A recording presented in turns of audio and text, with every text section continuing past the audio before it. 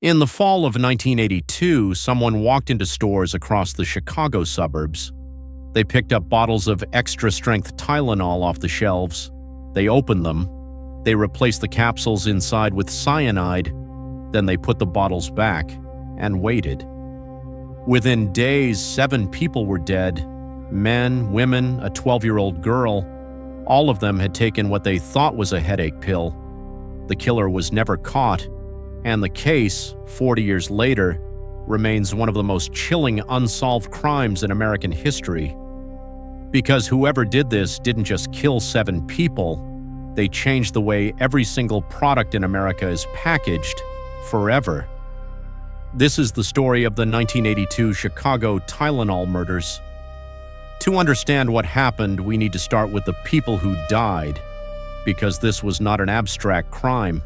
These were real families, real lives, destroyed by something as ordinary as reaching for a bottle of Tylenol. Mary Kellerman, age 12, the first victim, a 12-year-old girl from Elk Grove Village, Illinois. On the morning of September 29, 1982, Mary woke up with a sore throat and a runny nose. Her parents gave her a single extra-strength Tylenol capsule.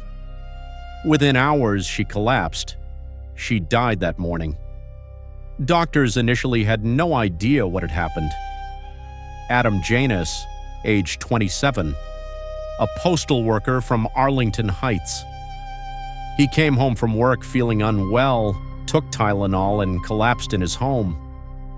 He was rushed to the hospital. His family gathered.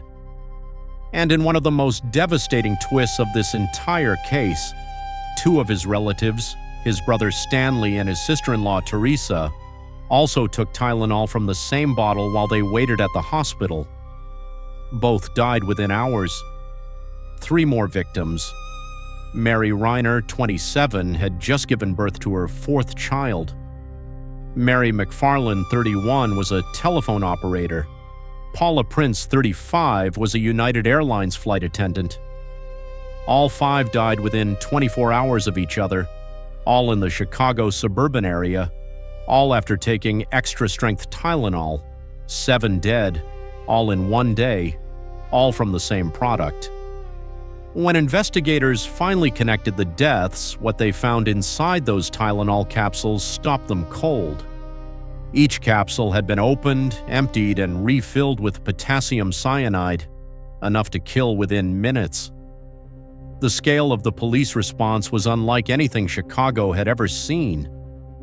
Within hours of connecting the deaths to Tylenol, police drove through Chicago neighborhoods with loudspeakers warning residents not to take the product.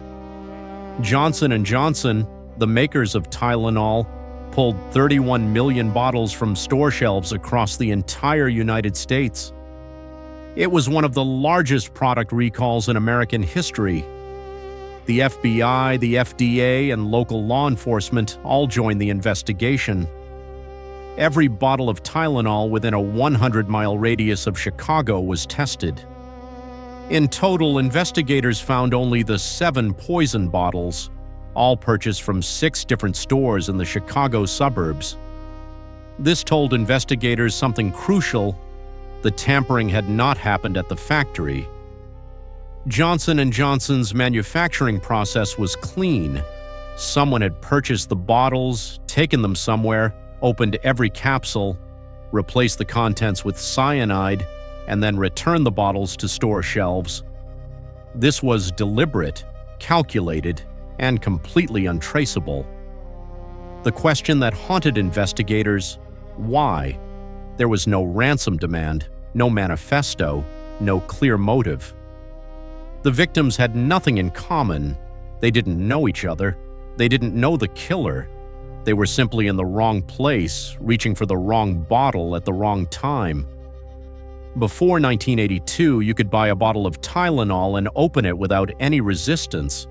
No seal, no tamper-evident ring, no foil, nothing. After the Chicago murders, that changed overnight and permanently. Within months, the United States government introduced the Federal Anti-Tampering Act, making it a federal crime to tamper with consumer products.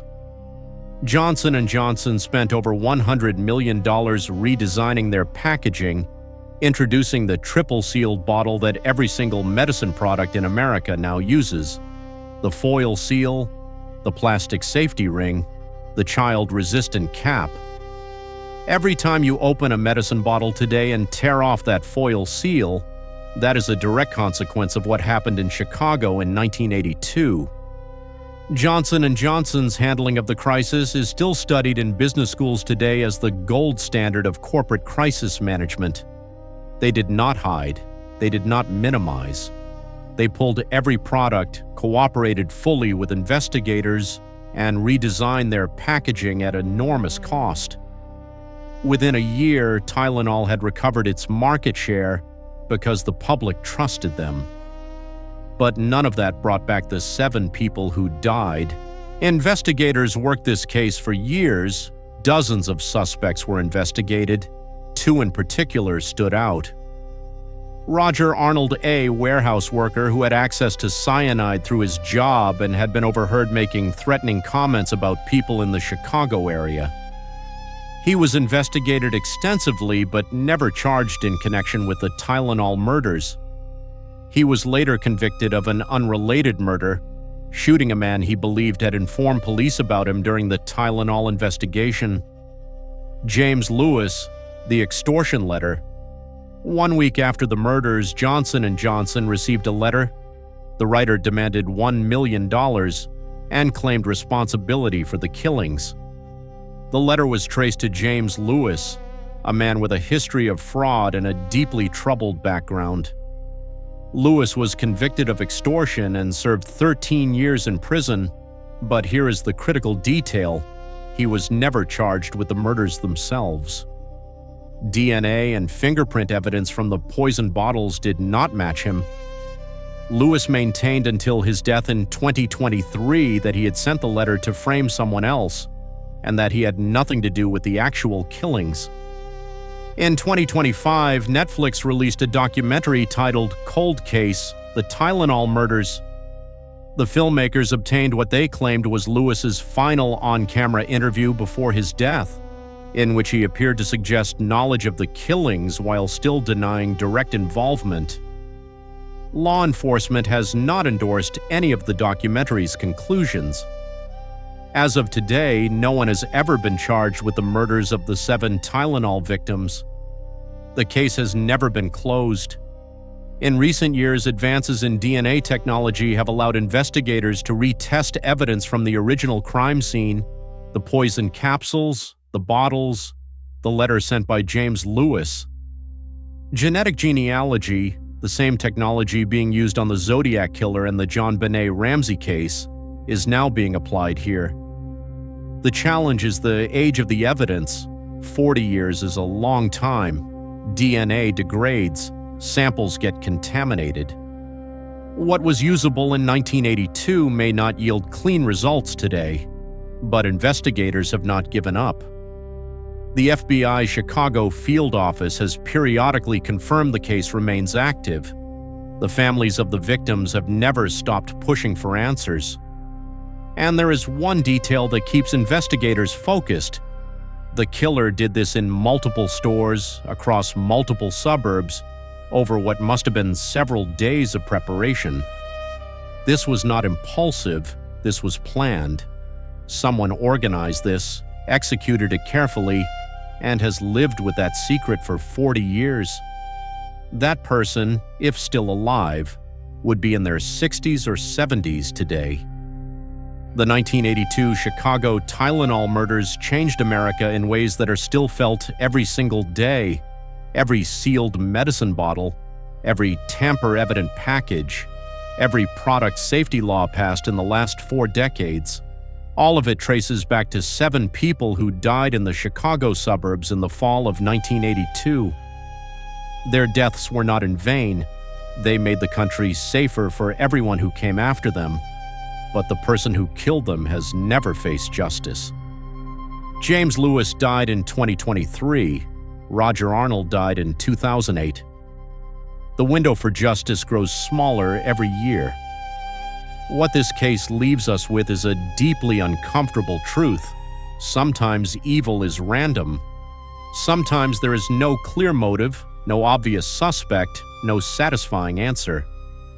Sometimes someone does something unthinkably cruel and simply walks away. The Tylenol killer walked away for 40 years. Do you think the case will ever be solved? And do you believe James Lewis was involved? Or was he just an opportunist who saw a chance to make money from someone else's crime? Drop your theory in the comments below. And if you want us to cover the Golden State Killer next, the cold case that was finally solved using the exact same DNA technology now being used here, subscribe and let us know.